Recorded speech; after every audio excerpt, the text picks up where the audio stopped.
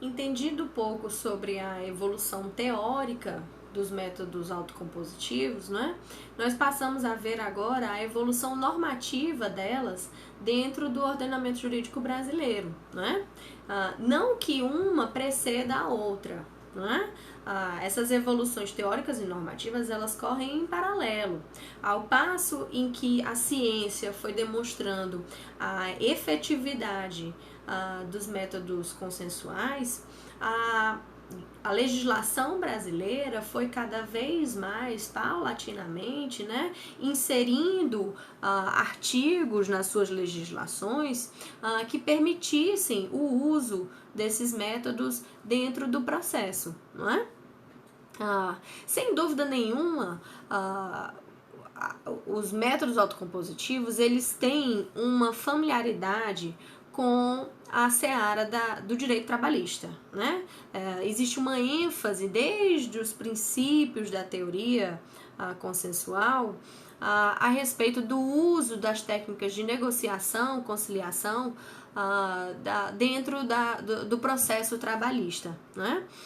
E aí, consequentemente, tendo em vista essa afinidade de mecanismos, né?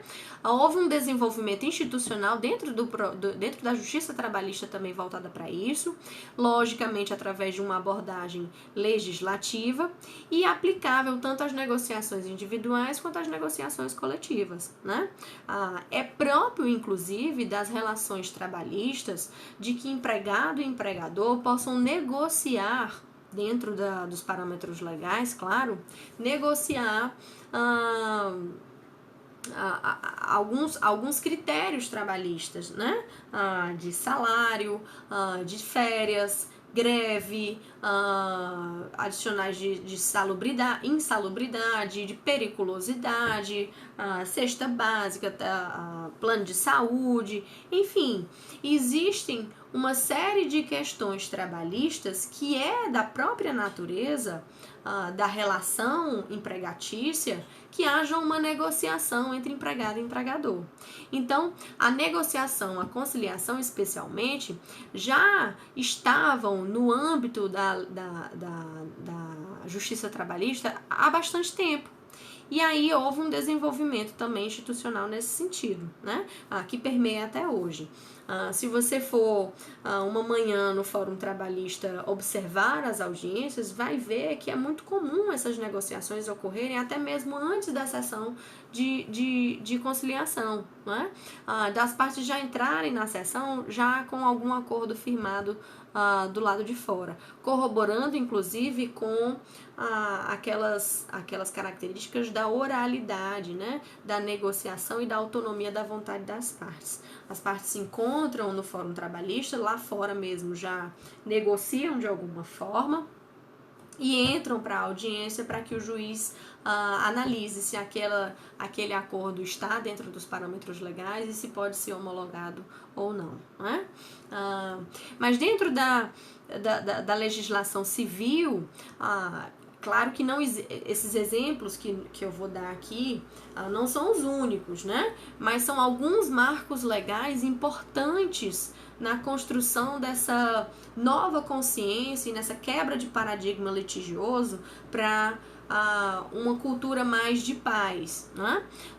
Pois dentro desse contexto, um outro marco legislativo importante foi a Lei dos Juizados Especiais, né? Que ela é de 1995.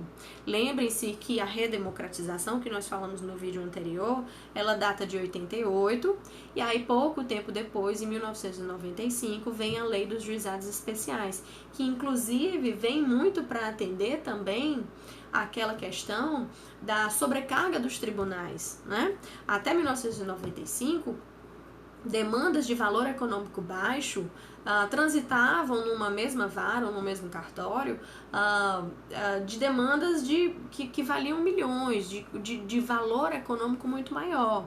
E, sem sombra de dúvida, causas em que o valor da causa são altos, elevados, existe uma complexidade e uma probabilidade de litigiosidade também muito maior. Causas de menor complexidade, de menor valor econômico, existe uma probabilidade de que elas transitem de maneira mais rápida, não há necessidade de perícia, né? De que a oralidade possa ser mais presente.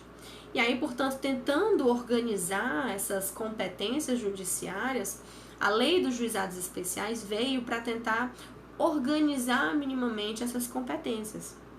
E aí eu lembro que antigamente era chamado de juizado de pequenas causas, né? E aí eu venho dizer que não existe causa pequena, né? Existem pessoas que vão entrar com um único processo na vida delas e vai ser lá nos juizados especiais. E para ela, portanto, essa causa não será pequena. Pode ser uma causa de menor valor econômico, de baixo valor da causa, mas a causa nunca vai ser pequena. E aí, por isso, a mudança da nomenclatura e a adequação da nomenclatura também para a lei dos juizados especiais, né? É a lei 9.099. Nós vamos ver no decorrer das aulas de que a comunicação é algo muitíssimo importante. E a nomenclatura das coisas também é muito importante. Nessa quebra de paradigma dos métodos consensuais, uma série de ritos processuais que eram nomeados nos processos de uma forma, dentro de um rito consensual, eles passam a ser chamados de outras formas, né? Justamente para delimitar de que uma coisa é processo, outra coisa é métodos consensuais. Por isso a gente precisa também dar nomes diferentes. Algumas pessoas, inclusive, defendem, alguns doutrinadores defendem, que não se deva nem chamar audiência de conciliação ou audiência de mediação, ainda que a audiência venha de ouvir, né? De escutar o outro, mas porque a audiência já é um termo muito utilizado dentro do processo.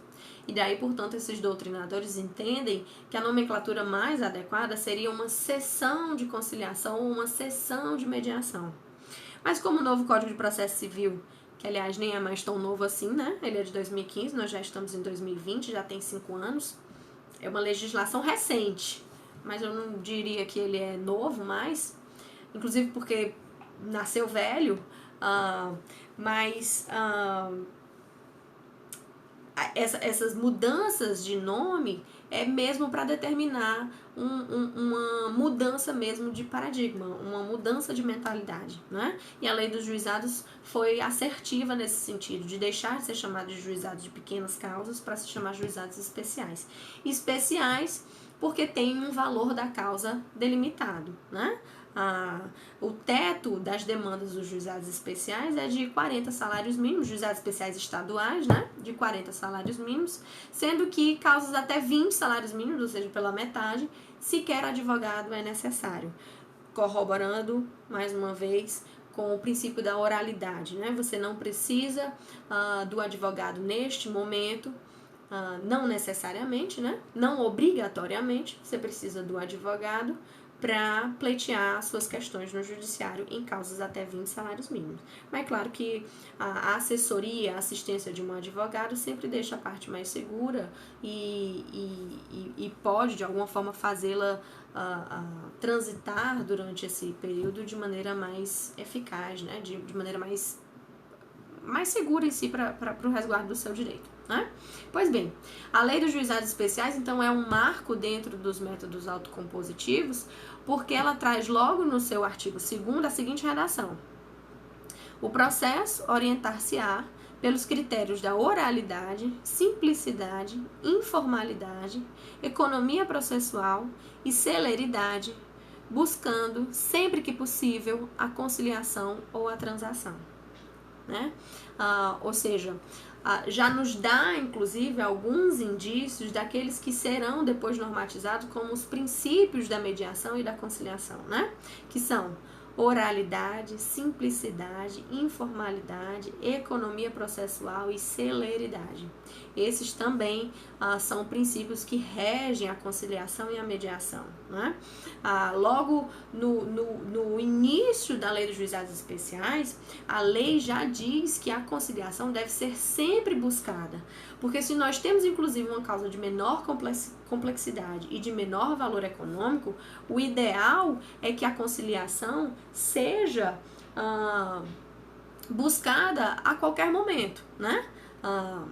E aí o artigo 21, inclusive, diz assim: aberta a sessão, o juiz, togado ou leigo, esclarecerá às partes presentes sobre as vantagens da conciliação, mostrando-lhes o risco e as consequências do litígio. Eu já falei aqui algumas vezes que a função do conciliador e do mediador, e aqui no caso o juiz, é da imparcialidade, né? Ele tem que ter como mola mestre da sua conduta a imparcialidade. Ele não pode pender para um lado ou pender para o outro, porque senão nós temos aí um vício dentro da formalização do processo, né? Pois dentro da imparcialidade, cabe que as partes sejam esclarecidas das vantagens da conciliação, por exemplo, aqui no caso dos juizados especiais, né? É o que a gente chama do princípio da decisão informada, né? Você não está orientando as partes como se fosse um advogado, você não está assessorando ela juridicamente, mas você precisa de alguma forma esclarecer para ela as vantagens da conciliação e os riscos e as consequências de um litígio, para que ela possa escolher se vai permanecer na manutenção do litígio ou se ela vai escolher por uma via mais consensual. Não que o litígio seja um problema em si, mas você tem que ter você tem que ter a informação de que aquilo provavelmente vai demandar um desgaste emocional maior, vai demandar um custo financeiro maior, vai demandar um tempo maior para a solução do conflito, e tudo isso precisa estar contabilizado para a parte quanto à tomada das suas decisões, né? Então, a lei já diz que a conciliação deve ser buscada e durante a sessão de conciliação, as partes ainda devem ser informadas das consequências de se dar continuidade ao processo judicializado e litigioso e das consequências de se buscar uma forma mais consensual, uma forma mais amistosa, não é? E a lei dos juizados ainda permite que haja uma transação penal, né? Nós já falamos do uso da conciliação e mediação e da negociação na área trabalhista. Os juizados especiais permitem o uso dessa ferramenta também nas demandas cíveis, e os juizados criminais também permitem a transação penal. O artigo 60 ele diz, né? O juizado especial criminal, provido por juízes togados ou togados e leigos, tem competência para a conciliação, o julgamento e a execução das infrações penais de menor potencial ofensivo, respeitadas as regras de conexão e continência, não é? Ou seja, para aquelas demandas de menor potencial ofensivo, quais são elas? As contravenções penais e os crimes puníveis com pena inferior a 2 anos, né? Se houver, portanto, esses crimes ou essas contravenções penais, que são de menor potencial ofensivo, existe a possibilidade de uma transação penal, porque o juiz, dentro do juizado criminal, ele vai promover, inclusive, a conciliação entre as partes. Ele vai tentar conciliar ofensor e vítima, não é? Nós vamos ver, inclusive, algo sobre isso, do que trata da justiça restaurativa. Isso nada mais é do que uma justiça restaurativa. Você tentar pacificar a relação entre a vítima de uma contravenção penal ou de um crime de menor potencial ofensivo e o seu ofensor, né? E o réu naquela ação. Como uma forma, de novo, de pacificar aí essa relação. Não significa dizer que você busca que ofensor e vítima se tornem amigos. Eles podem até ter sido amigos anteriormente e podem também continuar sendo amigos depois. Mas não significa dizer que você vai promover uma reconciliação entre as partes. Mas você pode tentar conciliar para que os danos sejam de alguma forma minimizados. Danos às vezes patrimoniais e danos às vezes de natureza emocional ou psicológica, né? Pois bem,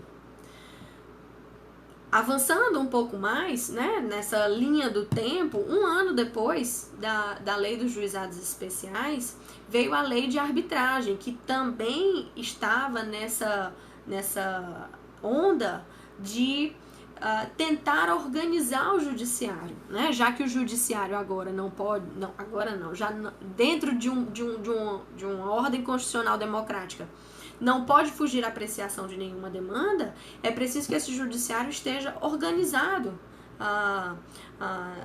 na sua competência, né? E aí se permite, a partir de 1996, a arbitragem, a escolha pela arbitragem, que, como eu já falei, é um meio do caminho entre a mediação e a conciliação e as demandas judicializadas, não é? Porque as partes, elas podem escolher pela via da arbitragem, escolher quem será o árbitro, e escolher o mecanismo, o trâmite da arbitragem, né? Existe ainda uma certa manutenção da autonomia das partes. Mas uma vez definidos todos esses critérios, aí essa autonomia é perdida e colocada nas mãos do árbitro, que se torna o terceiro responsável por resolver a questão. A arbitragem, ela é muito comum nas causas principalmente empresariais, né? Em que você não busca, por exemplo, a publicidade de um processo judicializado, você quer fugir da publicidade de um processo judicializado, mas também você quer que alguém com alguma expertise específica, que tenha conhecimento sobre determinado assunto, um conhecimento voltado para aquele assunto, possa resolver a questão, e não um juiz que provavelmente seja leigo naquilo. Né? Então, esses dois critérios podem levar as partes a decidirem por uma arbitragem. A busca do sigilo, que é própria da arbitragem, e a busca por uma expertise também de algum profissional. Né? E aí, portanto, essa afinidade, essa familiaridade entre a arbitragem e as demandas empresariais, né? Ou demandas diplomáticas também podem ser muito bem resolvidas através de uma arbitragem. Porque uma coisa é ajuizar uma ação, por exemplo, numa vara civil, em que o juiz vai ter um conhecimento geral civil, mas não vai ter um conhecimento específico diplomático ou empresarial, ou de alguma questão de engenharia que seja muito importante, ou que um perito técnico também dentro do âmbito do Tribunal de Justiça não tenha a expertise suficiente para aquela demanda. Né? Se houver um profissional em algum lugar que tenha uma pesquisa ou um trabalho voltado para aquilo que é muito específico, a arbitragem pode ser a via mais adequada, se essa pessoa topar ser árbitro, portanto, nessa demanda, né? E aí, o capítulo que inaugura a lei de arbitragem, que é a lei 9.307, diz que as pessoas capazes de contratar poderão valer-se da arbitragem para dirimir litígios relativos a direitos patrimoniais disponíveis. Ou seja, nós temos um âmbito de atuação restrito na arbitragem, né? Você só pode levar ao procedimento da arbitragem aqueles direitos que são patrimoniais disponíveis, né? Aquilo que é indisponível não pode ser do âmbito da arbitragem. Tem que ir mesmo para o monopólio do Estado, para o monopólio do Poder Judiciário, tá?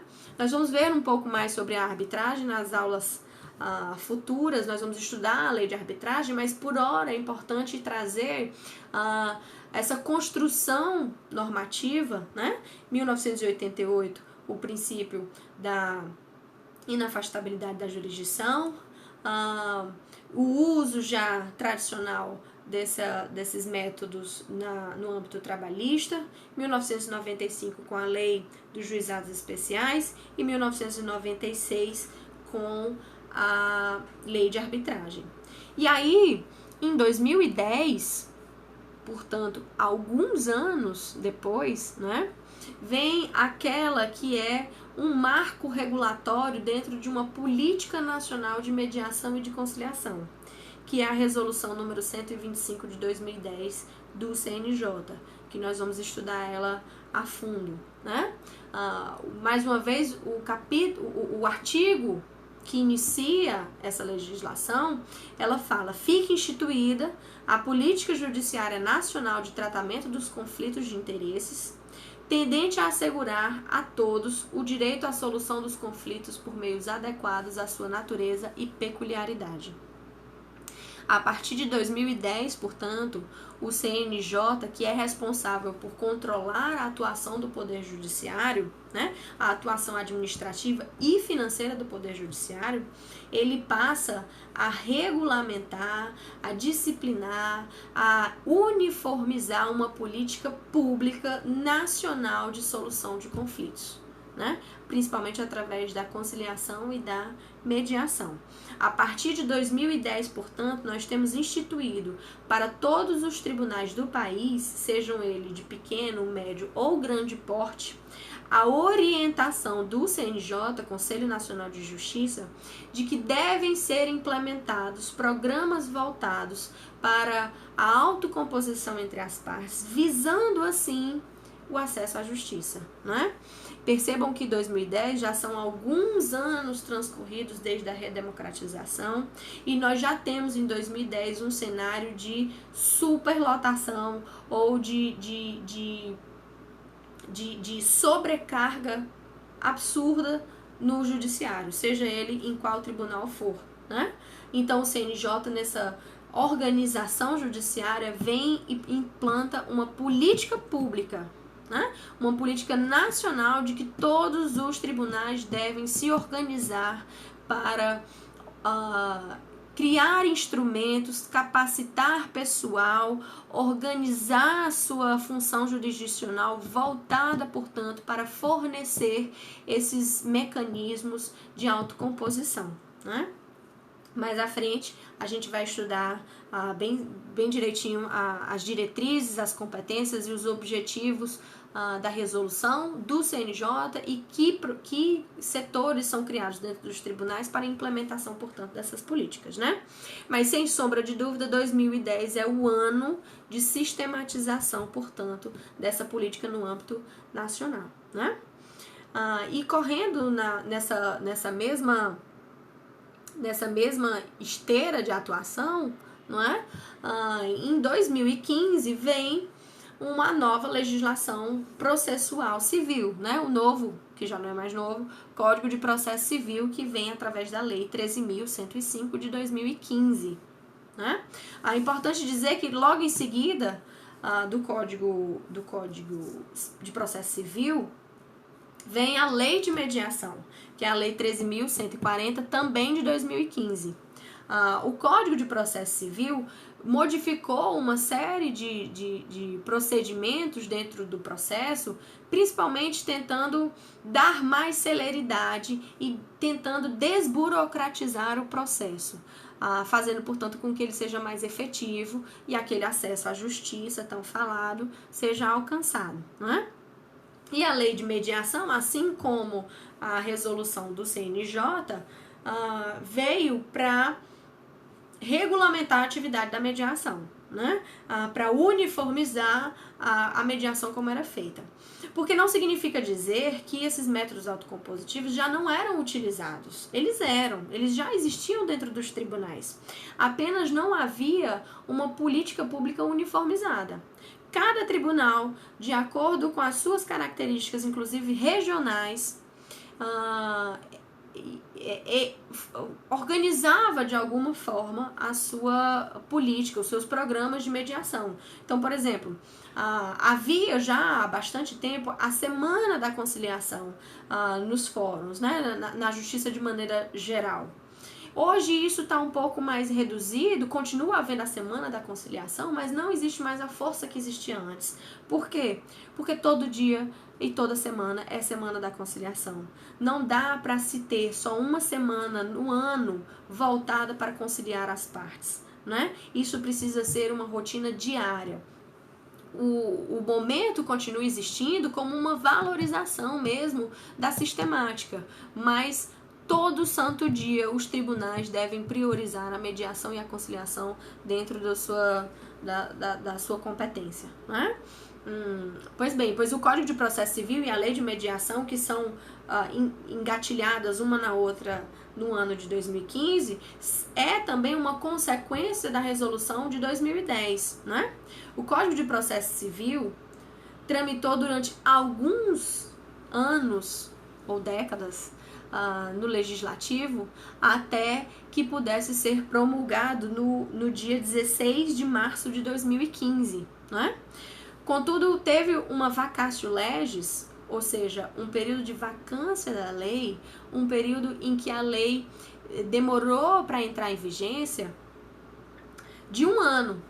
Ou seja, a lei foi promulgada, passou a compor o ordenamento jurídico em março de 2015, mas precisou uma vacatio legis de 1 ano para que ela pudesse ser cobrada, então, dos tribunais, para que a legislação tivesse vigência, portanto, né?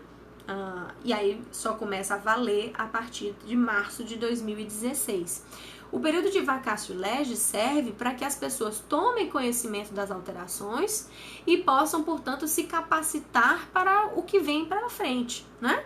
O Estado não pode mudar todo um conjunto de normas processuais num dia e no dia seguinte esperar que as pessoas estejam prontas para aplicar essa nova legislação.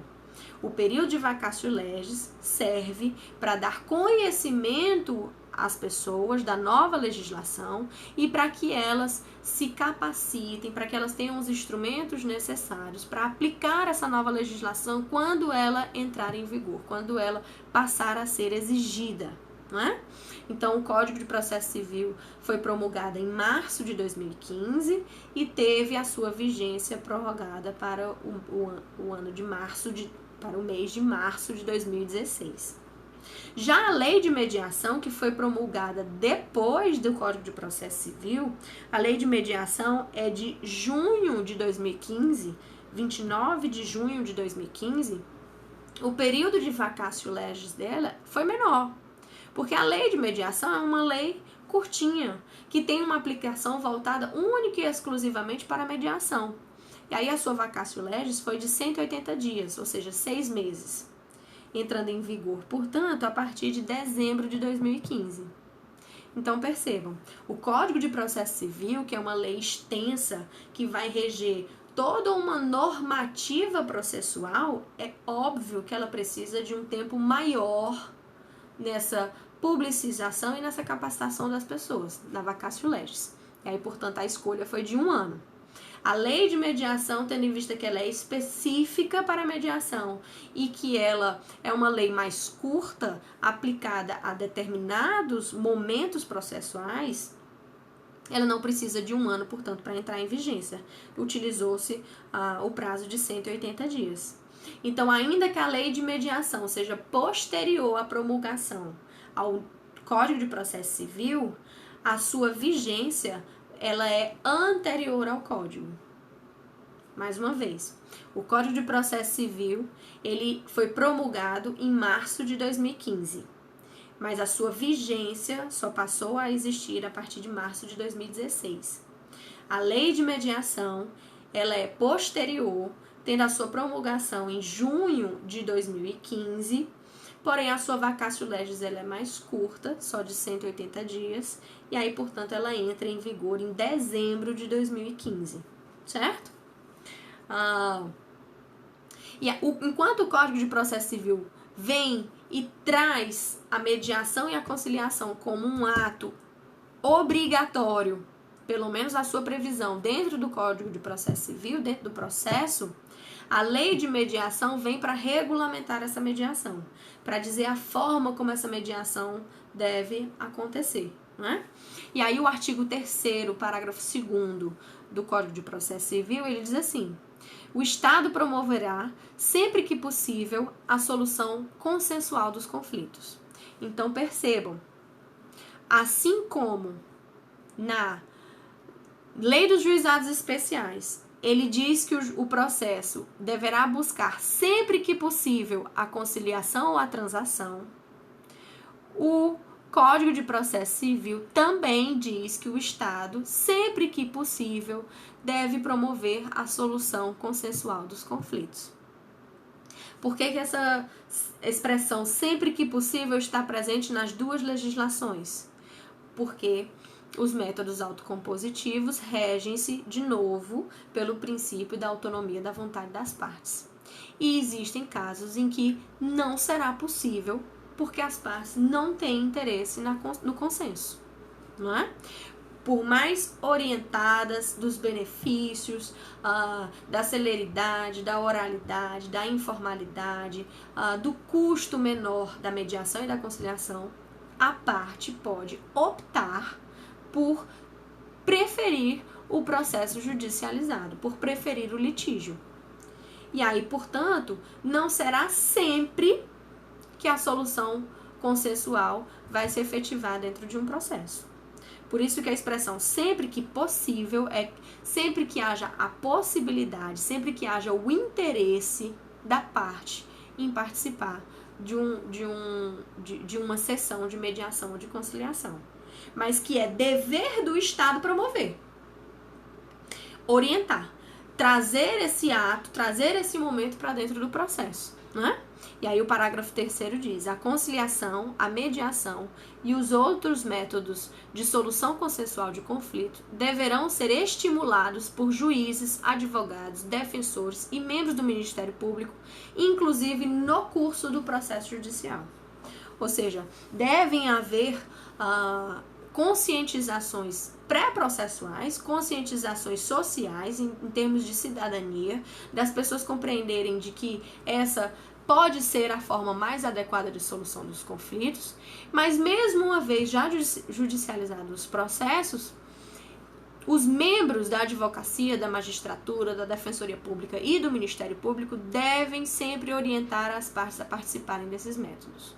Porque ainda que não haja solução nenhuma na participação, no momento em si, algo pode ser resgatado através das audiências de conciliação e mediação.